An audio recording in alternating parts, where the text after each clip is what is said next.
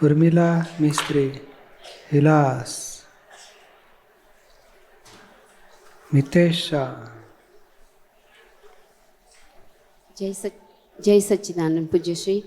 હમણાં ઉપરાણોનું topic અડાલજથી start થયું છે, WMHT. તો જેવી રીતે આપણો નિશ્ચય થાય છે કે હવે કોઈને દુઃખ નથી આપવું, એવી રીતે આ બી એક નિશ્ચય થાય છે કે ઉપરાણું નથી લેવું. પણ એમ લાગે કે આ પ્રકૃતિમાં માન અને મોહની તો અટકણ છે જ, અને અંદર જે ઊભું થાય છે ને એ ચોખ્ખું તો કરવું છે, પણ નથી થયું એ ખાતરી છે કે એ એક જાતની અટકણ રૂપે રહ્યું છે, અને એ લીકેજ આ વાણી વિચાર ને વર્તનથી થાય છે. અને એ કેવું છે કે ઉપરાણું લેવાથી આ ગાંઠો અટકણ બને છે કે એનું કંઈ બીજું કારણ છે? ઉપરાણું મૂળ તો શું છે કે આ ધાર્યું કરવામાં સુખ છે, ધાર્યું કરે એટલે મજા પડી જાય, કરવું જ જોઈએ. એટલે એ ગુણાકાર કરતાં વધારે ગુણાકાર થાય એટલે અટકણ થઈ જાય ગાંઠ. હું વિશેષ છું, મારું કોઈ ના સાંભળે ઉડાડી દઈશું, મારા કયા પ્રમાણે થવું જોઈએ, હું મોટો છું, બોસ છું, મારા અંડરમાં રહેવા જોઈએ બધા. એ પછી મલ્ટિપલ બિલીફ થાય એટલે અટકણ પડે. અને અટકણ હવે આપણે તોડવી છે. આપણને ખબર પડે કે અરે આ તો વિશેષપણું મારું ખોટું કહેવાય, ધાર્યું કરું છું ખોટું કહેવાય. તેમાં 5 લેવલ પકડ્યા આપણે કે ભાઈ દુઃખ અપાય છે તો પાછા ફરો, દુઃખી થવાય છે તો જ્ઞાન ગોઠવો કે દુઃખ ના રહે, આપણને સમાધાન મળે, આજ્ઞા, નિર્દોષ દ્રષ્ટિ, AA ગોઠવીને સોલ્યુશન લાવો. હવે આ બાજુ 4 સ્ટેપ બતાડ્યા કે ભાઈ આ ધાર્યું કરવું એ ખોટું છે. પછી કઈ રીતે ખોટું છે તો કે આપણી પર કરે તો પોસાય છે, તો આપણે કેમ કરાય? પછી ધાર્યું કરવું એટલે આખું કંટ્રોલ વ્યવસ્થિત શક્તિ ચલાવે છે, તો કે આપણે એને હું ચલાવું એમ ચાલો બધા, કેટલો મોટો ગુનો કહેવાય. પછી ઘણા બધા કોઈને કંટ્રોલ રાખીને આપણે ચલાવીએ ને એને દુઃખ થાય છે, માટે ના કરાય. બધાને સ્વતંત્રતા હોય, એના વ્યૂ પોઈન્ટ પ્રમાણે એને ખુલ્લું કરી શકે, આપણા જ અભિપ્રાય પ્રમાણે સામો ચાલવો જોઈએ, એ આગ્રહ ખોટો કહેવાય. એટલે આપણે કઈ રીતે ખોટું છે એને એનાલિસિસ કર્યું, પછી ધાર્યું કરીને દુઃખ આપતા હોઈએ તો પ્રતિક્રમણ કરીએ છીએ. અને હજુ એને કંઈ ધાર્યું કરીને હવે આપણે કંઈ આમ ધાર્યું કરવું નથી, ધાર્યું કરીએ છીએ ને પાછો આગ્રહ રાખીએ છીએ ને કોઈ ના કરે તો ખટપટે કરીએ છીએ કે ભાઈ આને કાઢો, આપણે આવા જોઈએ જ નહીં, આપણે કયા પ્રમાણે કરે છે એને ઇન કરો, કયા પ્રમાણે નથી કરતા એને આઉટ કરો. તો એ બધું એ રક્ષણ થયા કરે છે આ ગાંઠનું. જે ગાંઠ તોડવી છે એને પાછું પોષણ કેમ આપો છો? અને ધાર્યું કરવાને બદલે આપણે નક્કી કરો કે ભાઈ મીટિંગમાં બેસવાનું, મારો વ્યૂ પોઈન્ટ આ છે, પછી બધાને યોગ્ય લાગે એમાં એક્સેપ્ટ કરીશું. બધા કંઈક નથી કરવા જેવું તો બરાબર છે, તો હું તમારી સાથે છું. બધા કે ના કરવું જોઈએ તોય હું સાથે છું. યોગ્ય લાગે બધા ભેગા મળીને ડિસિઝન લો. તો ત્યાં પછી પકડ ધાર્યું કરવાનો આગ્રહ રાખવો નથી. આ તો જો કોઈ વાંધો ઉઠાવે ને આવું ના કરાય, હળો બધાને તોડી ફોડી નાખે અને પછી આમ જ કરવું છે, ના કરવું હોય તો હું રાજીનામું આપી દઉં છું, અથવા રાજીનામું ના આપે તમે ગેટ આઉટ, બધાને રાજીનામું, હું જ એકલો પછી કંટ્રોલ. એ વિશેષતાવાળો રાજીનામું ના આપે, બધાને રાજીનામું અપાવડાવે કે તમે બધા આઉટ થાવ, હું મારી મેળે પતાવી દઈશ. જો તમને મારી વાત ગમતી ના હોય તો તમારી રીતે તમે તમારા રસ્તે ચાલો, હું મારી રીતે પતાવી દઈશ. એ આખો બાજી હાથમાં લઈ લે. એટલે આ ઉપરાણું લેવાયું એ ગાંઠ મોટી થશે. એટલે આપણે એનું ધાર્યું થાય કે આપણું ધાર્યું થાય કે વ્યવસ્થિતનું ધાર્યું થાય, તો વ્યવસ્થિતને સ્વીકારો ને આપણે કઈ છૂટો પછી વ્યવસ્થિત કઈ તરફ લઈ જાય જુઓ. પકડવી નથી, પણ એ રક્ષણ થાય છે ને એટલે એક્સટેન્શન થયા કરે, દોષ મોટા થતા જાય. પણ જેને અટકણ હોય તેને તો આ એક આજ્ઞા હાજર નહીં થાય. હમણાં જ જ્યારે સવારની જ વાત છે, કોઈ કીધું કે તું કેમ નહીં આવી, તો મેં કીધું કે ઓલીએ મને કીધું નહોતું.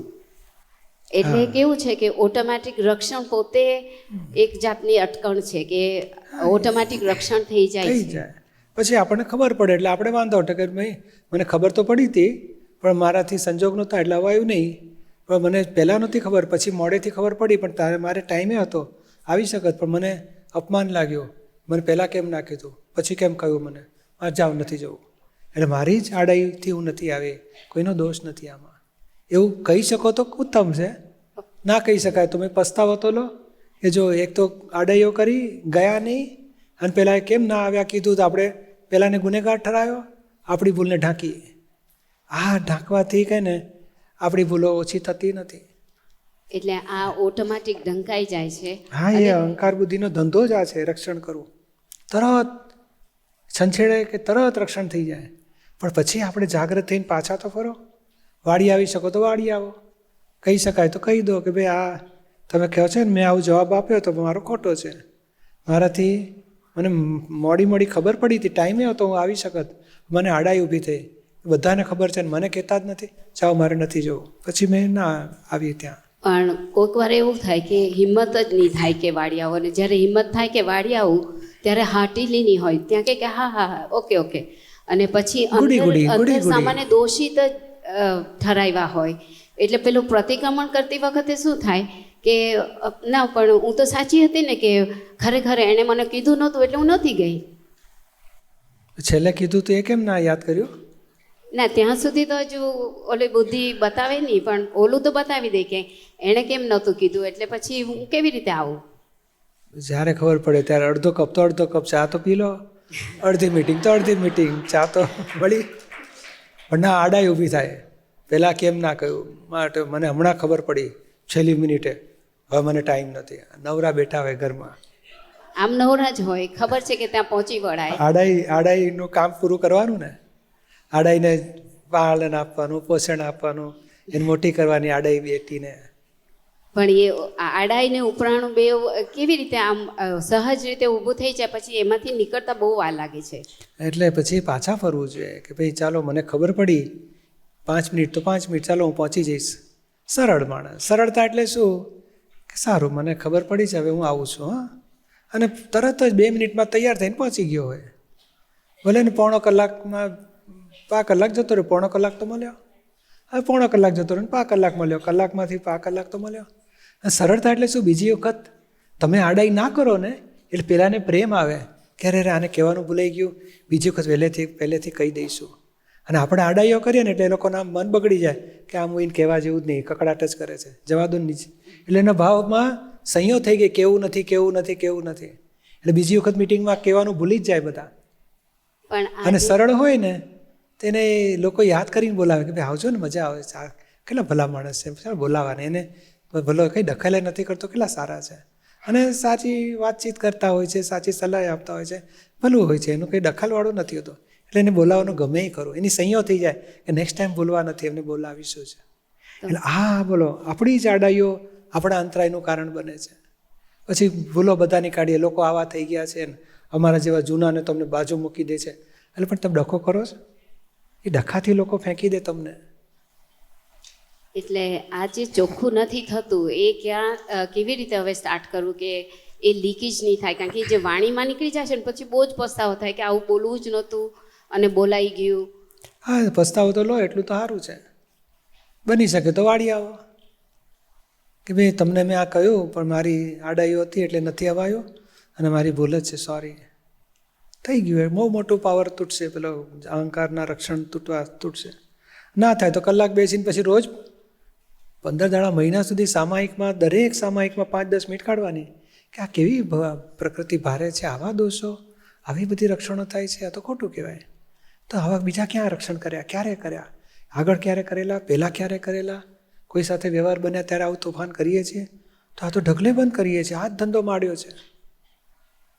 બોલો પોલો જ મારતા હોય, રક્ષણ જ કરતા હોય, આડાઈઓ જ કરતા, કેટલા બધા દોષો. પછી તો રોજ જ અડધો કલાક કાઢવાનોમાં કે આ મારે કેળો મૂકવો નથી, આ દોષને તોડવો છે.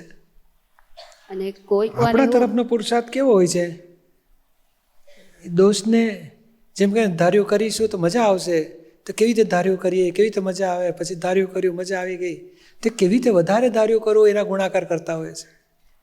એટલે પછી દોષ ગાંઠ મોટી થાય, એટલે ભાગાકાર કરો કે નહીં, ધાર્યું કરીને કોઈને દુઃખ આપવું નથી.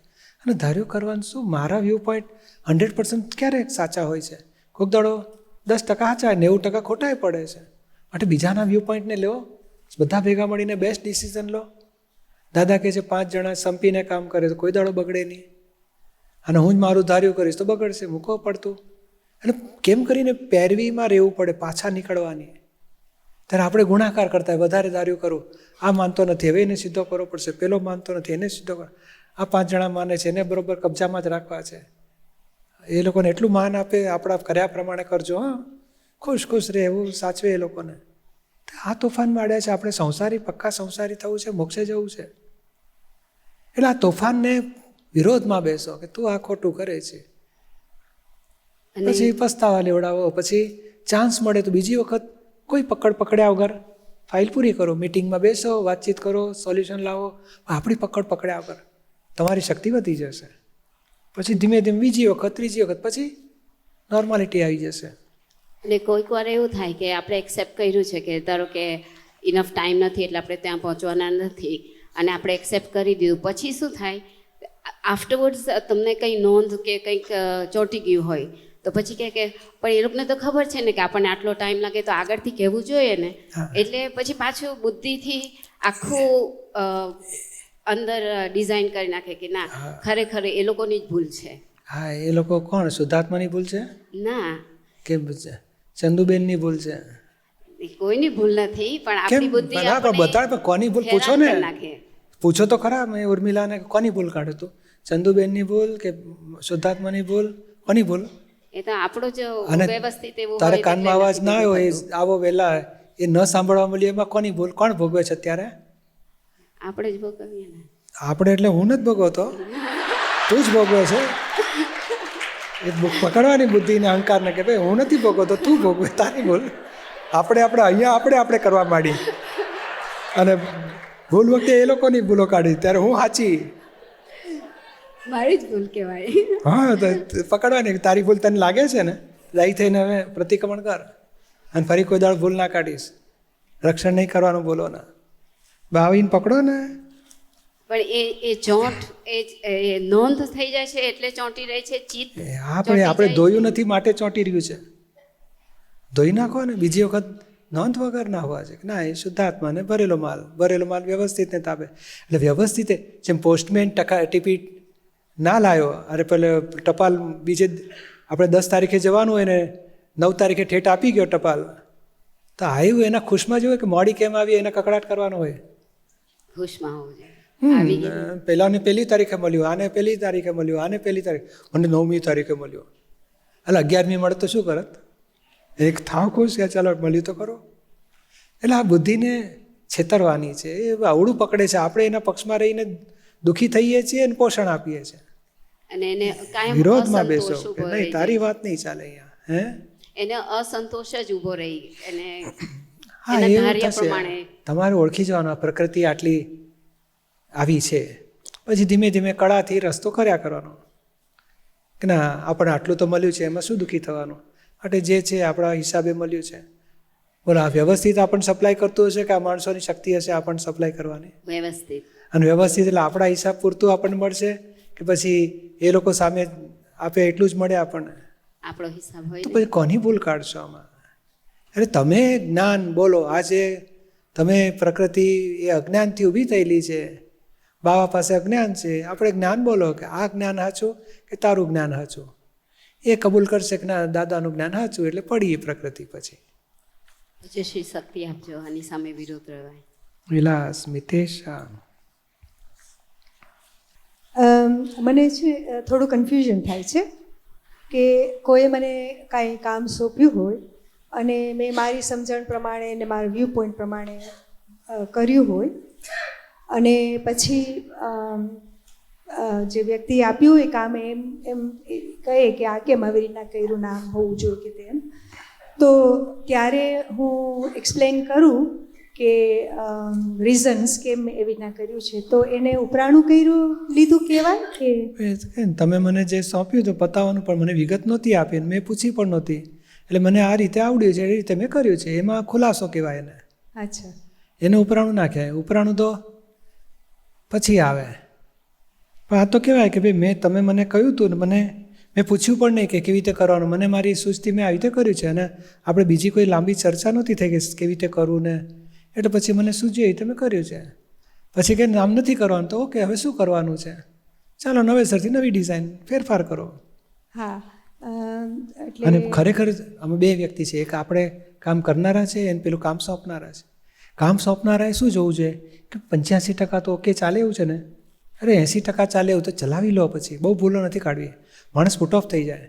તમને બીજી વખત કામ સોંપે ને તમે પછી કન્ફ્યુઝ જ થઈ ગયા હોય, કરવું કે ના કરવું, વળશે તો, ભૂલો કાઢશે તો, ઉડાડી દેશે તો, માટે પછી કંટાળી જઈએ. અને પેલી વ્યક્તિને કંટ્રોલ રાખવો છે, કબજામાં લેવા છે. હું કહું એમ કરો. તો ત્યારે કેમ ના કીધું મને? પછી મને તમે સોંપ્યું એટલે મારી રીતે મેં કર્યું.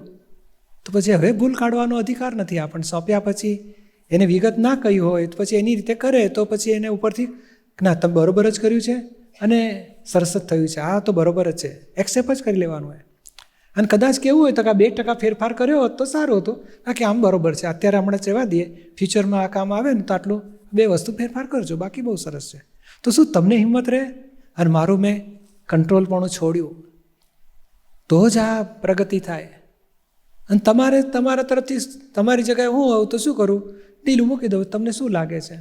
સારું, તો હવે આ મારું કરેલું કેન્સલ, હવે નવેસરથી કહો શું કરવું છે. આ કામ લાગે તો વાપરો, નહીં તો નવેસરથી નવી ડિઝાઇન, પતી ગયું. પણ મારે છૂટવું છે. અને હું જો કામ સોંપનારની જગ્યાએ હોઉં તો પછી આવું કરું કે તમે કેટલું કર્યું છે, તમે જે કર્યું ને એને કે બગડ્યું ત્યાંથી સુધારો, અટક્યું ત્યાંથી વધારો, અને એકબીજાને પૂરક થાવ. જેટલું તમે કર્યું એમાં 90% બરાબર છે તો પાસ કરી દેવાનું. અરે 70% બરાબર હોય તોય પાસ. ના બરાબર છે, ચાલો આપણે ન કર્યા કરતાં કરી તો નાખ્યું છે ને, અને એમની સૂઝથી કર્યું છે, એને દિલથી કર્યું છે, માટે હું તમને એન્કરેજ કરીશ. ના તમે સારું કર્યું છે, જે થયું બરાબર જ છે. તમે કદાચ પૂછો કે મને લાગે છે આનાથી હજુ સારું થઈ શકે, શું કરી શકાય? તો કે 1-2 વસ્તુ વધારે કરી શકાય, પણ અત્યારે ચાલે એવું છે, હમણાં રહેવા દો, નથી ફેરફાર કરો, ભવિષ્યમાં હશે ને ત્યારે આપણે વિચારીશું. પણ તમારા કરેલા ઉપર હું ડિસ્ટર્બ ના કરું, તમને એન્કરેજ કરું, તમને એમ્પાવર આપું, અને તમને એન્કરેજ કરીને ક્રેડિટ આપો કે ના સરસ કર્યું છે ને, ફરી આનાથી વધારે સારું કરી શકો એવી તમારી કેપેસિટી છે. મને ખ્યાલ નહીં તમે આટલું સરસ કરી શકો, તમને બીજી વખત સરસ કરશો ને તમે આવું કામ કરજો, હું તમને સોંપીશ. વધારે એન્કરેજ કરવા જોઈએ તો તમારી શક્તિ ખીલે અને મારો બોજો ઓછો થાય. મારે 10 કામ પતાવવાના હોય, એમાં 1 કામ તમે સંભાળી લીધું એટલે મને શાંતિ. અને તમે પણ ઉત્સાહથી કરો કે મેં કર્યું, ગમ્યું આમને, હું હજુ સારું કરીશ. અને તમને ખબર હોય કે મારી આ 2 ભૂલ રહી ગઈ છે, પણ એ બોલ્યા નહીં, ચલાવી લીધી છે, પણ બીજી વખત હું નહીં થવા દઉં, સરસ કરીશ. તમે પણ એન્કરેજ થાવ છો. એટલે ખરેખર મેનેજમેન્ટનો આ પ્રિન્સિપલ છે. જેટલું પોતાના નિરૂમાં આવું કરતા, મને સોંપ્યું ને એટલે એટલું બધું સોંપી દે કે પછી ભૂલ કાઢવાય ના રહે. દાદાવણીની બધી જવાબદારી સોંપી દે, પછી તારે આમ નહીં કરવાનું, પછી આમ કરવાનું, આટલું નહીં કરવાનું, કોઈ સૂઝે નહીં આપવાની, તારે સારી રીતે ઊભું કરવાનું. અને નિયમ કેવો છે કે મારી જવાબદારીથી મને સોંપ્યું ને એટલે મને સૂઝ ઊભી થતી જાય, કેવી રીતે કરવું, કેવી રીતે કરવું, કેવી રીતે કરવું. તો પહેલાં એકાદ કાચું પડે, પછી બીજામાં ઇમ્પ્રુવમેન્ટ આવે, ત્રીજામાં વધારે ઇમ્પ્રુવમેન્ટ આવે, ચોથામાં વધારે ઇમ્પ્રુવમેન્ટ આવે, પછી તો બહુ શક્તિ વધી જાય. અને એ સાચો રસ્તો છે. એમ્પાવર કરો એને. તમને સોંપ્યા પછી તમે જે કામ કર્યું તમારા વ્યૂ પોઈન્ટ પ્રમાણે તમને સેટિસ્ફાઈડ હોય કે મેં સરસ કર્યું છે, બહુ થઈ ગયું, અને તમે ગુચાતા હોય કે મારે શું કરવું, પૂછવા આવો તો હું તમને સલાહ આપું કે આટલી 2 વસ્તુ સુધારજો, બાકી તમે બરાબર છે, આગળ વધો.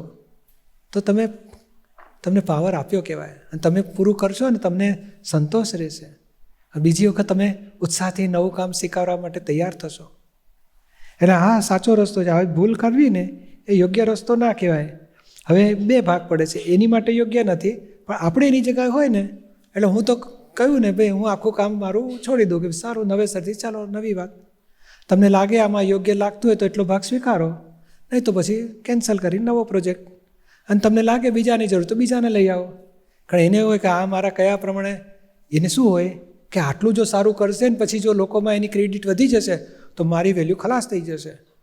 એટલે તમારું ભૂલચૂક કાઢીને તોડી પાડે જ્યારે જ એની વેલ્યુ વધે ને. આ બુદ્ધિનું તોફાન સંસારમાં, બસનું તોફાન, જ્યારે વિશેષતાના અહંકારનું તોફાન શું હોય? આવું છે કે આનું સારું હોય ને એને ભૂલો દેખાડો એટલે પેલી ઢીલી પડી જાય, પછી પોતે વિશેષ થઈ જાય. આ તોફાન સંસારમાં ચાલે છે. આપણે છૂટવું છે ને તો કે એને સરસ બનાવો ને, અને આપણું નહીં જતું રહે.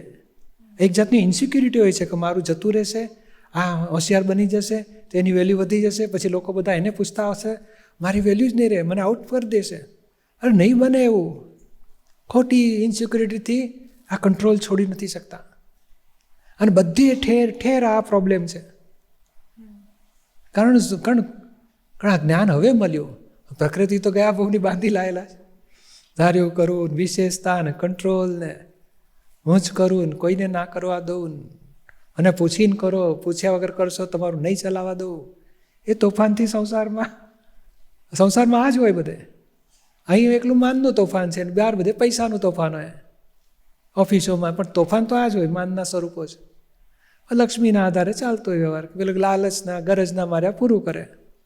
આપણે શું છે, લક્ષ્મીના માર્યા નથી, આપણે છૂટવાના લાલચથી અહીંયા કામ પૂરા કરીએ છીએ કે મારે છૂટવું છે આ સંસારથી, ફાઇલો પૂરી કરીને મોક્ષે જવું છે. પણ પ્રકૃતિના સ્વરૂપો અથડામણોનું કારણ માન, કરતાપણું, ધાર્યું કરવું, કંટ્રોલ રાખો,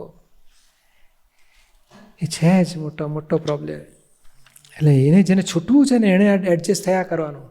હું જો તમને કામ સોંપનારો હો તો મારે મારી એડજસ્ટમેન્ટની રીત બદલવાની. તમે તમારી જગ્યાએ હું કામ કરનારો હો તો મારે રીત બદલવાની.